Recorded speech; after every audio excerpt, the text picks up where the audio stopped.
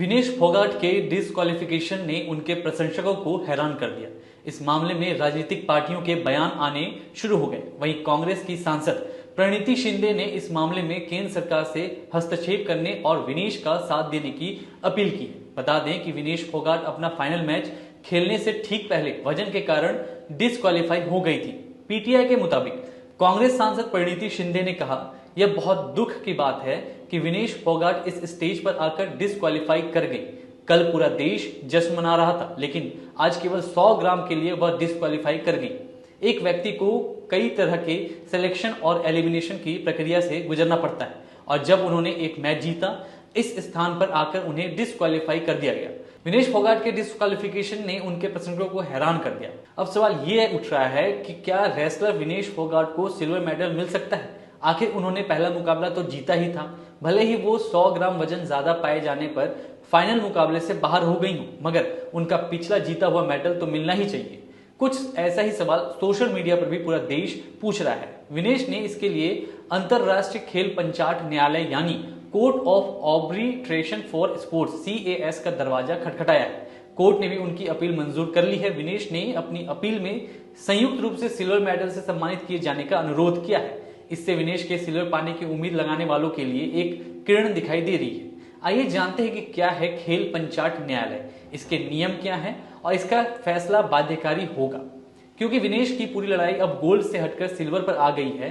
खेल पंचाट न्यायालय एक अंतरराष्ट्रीय और सर्वोच्च अपीलीय निकाय है जिसकी स्थापना 1984 में खेल से संबंधित विवादों को मध्यस्थता के माध्यम से निपटाने के लिए की गई थी। यह कोर्ट स्विट्जरलैंड के लॉजेन में स्थित है। यह किसी भी खेल संगठन से स्वतंत्र रूप से काम करता है। इस कोर्ट के पास एथलीटों, कोच और खेल महासंघों से जुड़े विवादों पर अधिकार क्षेत्र है। न्यायालय को खेल संबंधी विवादों को सुलझाने और खेलों में निष्पक्ष खेल और न्याय के सिद्धांतों को कायम रखने के लिए सर्वोच्च प्राधिकरण के रूप में मान्यता प्राप्त है। CAS में 87 देशों के लगभग 300 एक्सपर्ट्स हैं जिन्हें मध्यस्थता और खेल कानून के उनकी विशेषता के लिए चुना गया है। हर साल CAS लगभग 300 मामले दर्ज करता है। इसका फैसला बाध्यकारी माना जाता है। पेरिस 2024 ओलंपिक खेलों के लिए CAS के पेरिस में 2 अस्थायी कार्यालय हैं। उनमें से एक CAS अस्थायी डिवीजन है जिसका काम खेलों के दौरान पैदा होने वाले किसी भी कानूनी विवाद को हल करना है। इस तरह के अस्थायी न्यायाधीकरण 1996 से ग्रीष्मकालीन और शीतकालीन ओलंपिक खेलों के हर संस्करण के साथ साथ अन्य प्रमुख खेल आयोजनों में भी मौजूद है।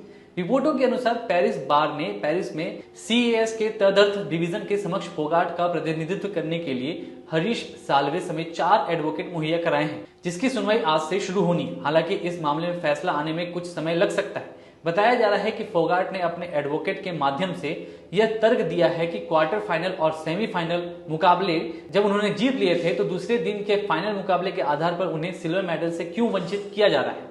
दूसरा, फोगाट यह भी दावा कर सकती हैं कि अधिक वजन होने के कारण उन्हें प्रतियोगिता के दूसरे दिन ही अयोग्य ठहराया जा सकता है और इसका प्रतियोगिता के पहले दिन के नतीजों पर कोई असर नहीं पड़ना चाहिए। ऐसा कहा जा रहा है कि विनेश फोगाट की टीम ने कोर्ट के समक्ष यह अनुरोध किया है कि प्रतियोगिता के पहले दिन में उनकी रैंकिंग को बरकरार रखते हुए उन्हें संयुक्त रजत पदक दिया जाए, क्योंकि उन्होंने सभी नियमों के मुताबिक उस दिन तीनों मुकाबले जीते थे। भारत इकोनॉमिकली और कल्चरली विश्व की एक महाशक्ति थी और हम ये भी जानते हैं कि भारत में शूरवीरों की कोई कमी नहीं थी। बावजूद इसके मुट्ठी भर हमलावरों ने हमें कई बार लूटा और न सिर्फ लूटा, हमें सैकड़ों साल गुलाम बनाए रखा। ऐसे क्यों हुआ? पहले मुगल फिर अंग्रेज ने भारत पर राज किया। ये वो कर पाए क्योंकि सोना, चांदी, हीरे, जवाहरात, पैसे की कोई कमी नहीं थी, लेकिन कमी सिर्फ एक बात की थी और वो थी सामाजिक एकता की। धन, दौलत, ताकत कुछ मुट्ठी भर राजाओं और समाज के ठेकेदारों के पास थी। 90% समाज प्रताड़ित था और मैं ये कहूँगी कि जानबूझकर इन्हीं समाज के ठेकेदारों के द्वारा देश गरीब रखा गया था। आज हमारा देश दुनिया की 5वीं लार्जेस्ट इकोनॉमी है और मुझे ये उम्मीद ही नहीं बल्कि पूरा विश्वास है कि हम जल्द ही दुनिया की पहले नंबर की इकोनॉमी बनेंगे, क्योंकि इसके प्रगति की मजबूत नींव स्वतंत्रता के बाद के सरकार ने रखी थी। पर इसी के साथ आज हम सामाजिक तौर पर जात, पात, धर्म की शाखाओं में बिखरते जा रहे हैं।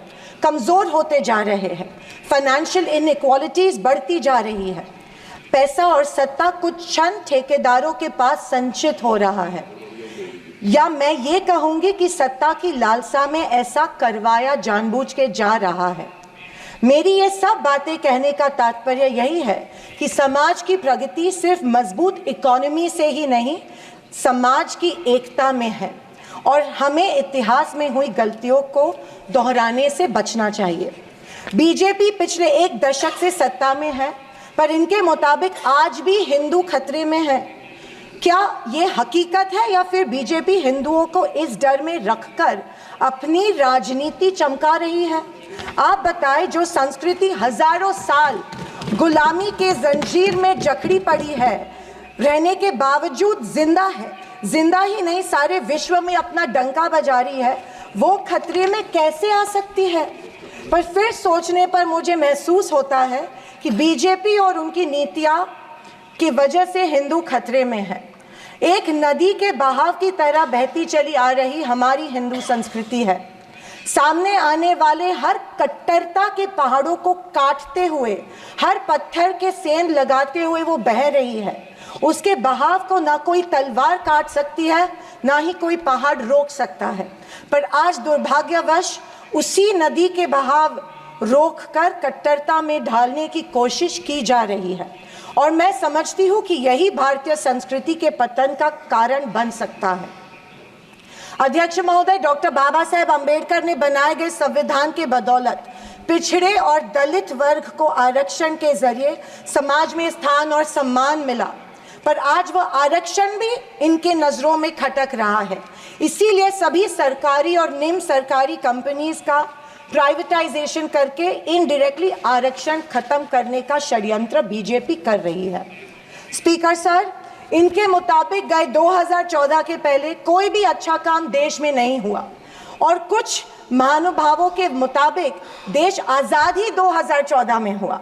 खैर, आप कितनी भी कोशिश कीजिए, लेकिन इस सच्चाई को नहीं झटला सकते कि आज जो भारत चांद पर पहुंचा उसकी नींव इसरो के रूप में पंडित नेहरू जी ने रखी थी।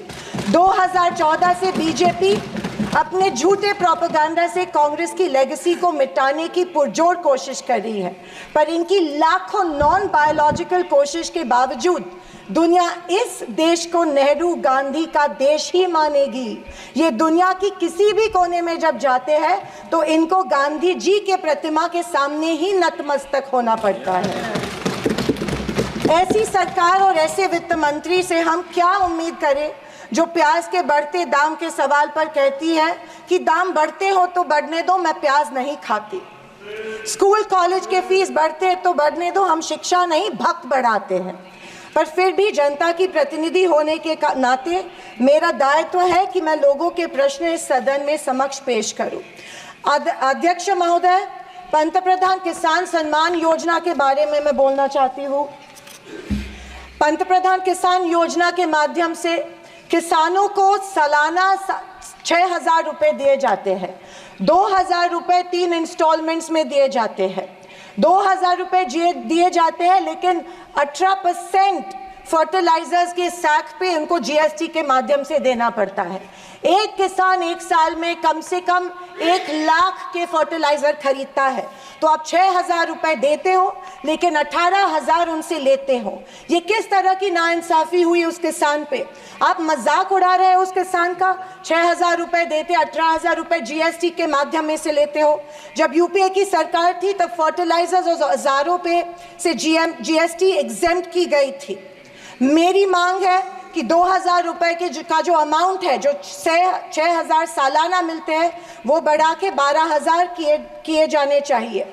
अध्यक्ष महोदय, किसान सम्मान योजना, मेरे कॉन्स्टिट्यूएंसी में करीबन 50,000 लोग इस योजना से वंचित है क्योंकि इसको अप्रूवल्स नहीं मिल रहे हैं। जब वो मंत्रालय में जाते हैं और पूछते हैं हमारी योजना को अप्रूवल को क्या हुआ, वो कहते हैं कि दिल्ली जाके पूछो, हमें नहीं पता है। तो किसान योजना, किसान सम्मान योजना का इंटेंशन क्या है? या तो किसानों को फंसाया जा रहा है किसान योजना के माध्यम में से।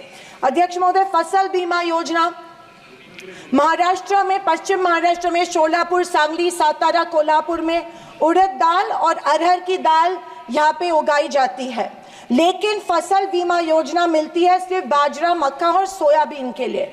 आपके माध्यम में से मैं फाइनेंस मिनिस्टर से गुजारिश करती हूँ कि अरहर और उड़द के लिए भी फसल बीमा योजना के फॉर्म एक्सेप्ट किए चुके हैं, भर दिए हैं, लेकिन फसल बीमा योजना मिल नहीं रही है।